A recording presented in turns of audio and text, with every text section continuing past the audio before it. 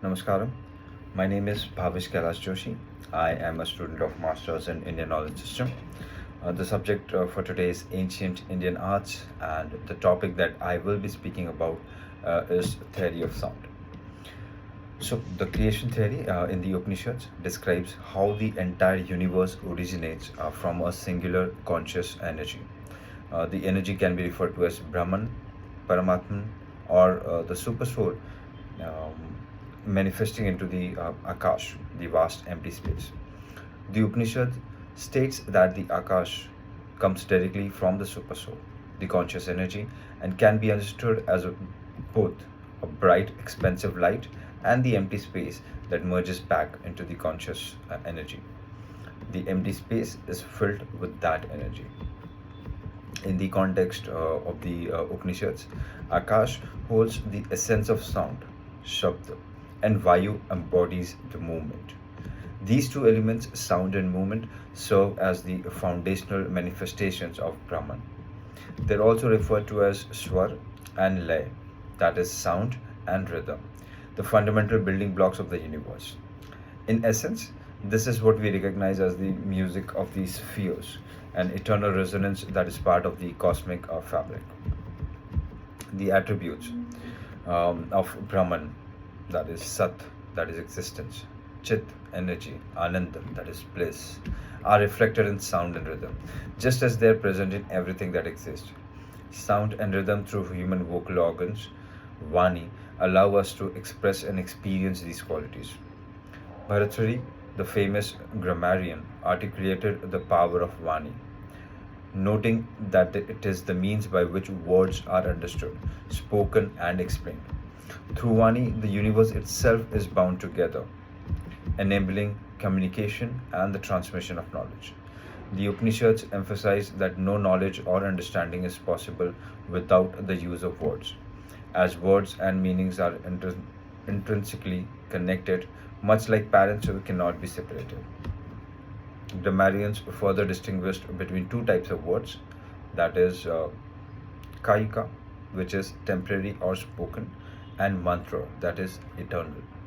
While spoken words exist momentarily and are eventually forgotten, mantra refers to the eternal quality of words which persist even when they are not spoken.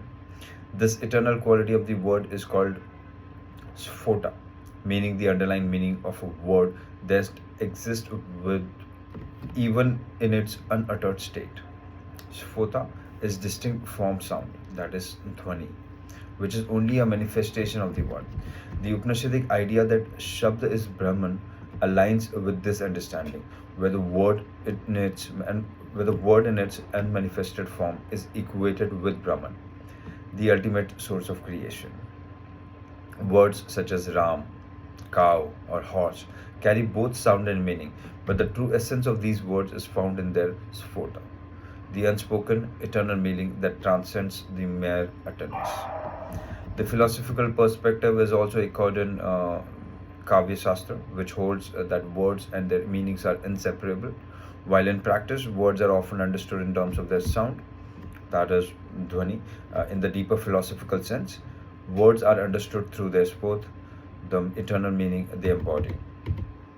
In Indian music theory, the first treatise on the subject comes from Bharat Muni's Natya Shastra, where he mentions Narad's teaching on Vedic sounds, that is, words. Narad's although mostly lost, is significant for classifying swaras into three categories: archaic, used in Vedic recitations; Gathic, pertaining to the Brahmins; and Samik, used in Samved for chanting, that is, hymns. These different types of swars depend on the pitch of their voice, and when reciting Vedic verse, one becomes familiar with three primary tones, that is, Udat, that is high pitch; Anudatta, that is low pitch; and Swarika, even pitch. Additionally, the experts in music theory have identified seven primary swaras or notes which form the foundation of classical Indian music. These notes are fundamental to expressing the cosmic energy, with each one embodying different aspects of the divine sound. In Indian thought, Akash, or the vast empty space, is intrinsically tied to sound. The first sound ever uttered is said to be Om, which encapsulates Brahman, the conscious energy, within a single syllable. Om represents the ultimate sound or Nada Brahman, the sound that expresses Brahman itself. This sounds manifest in four forms. First is para, inaudible and beyond ordinary human comprehensions, but can be perceived through advanced yogic practices. Second is pashyanti. Pashyanti is basically perceived by the mind, stilled by the intellect, but still inaudible to the external world. Madhyam, audible to the mind but inaudible externally.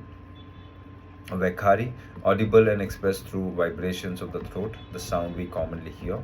The story of goddess Saraswati, the divine embodiment of music and knowledge, further underscores the divine origin of music. According to the Satpat Brahman, when the Gandharvas, semi-divine beings associated with music, stole Som from Gayatri, the sun goddess Deva sent Vak Devi, Saraswati to retrieve it. In exchange for her beauty and wisdom, the Gandharvas returned home to the Devas, and Saraswati was established as the presiding deity of all art, literature, and music.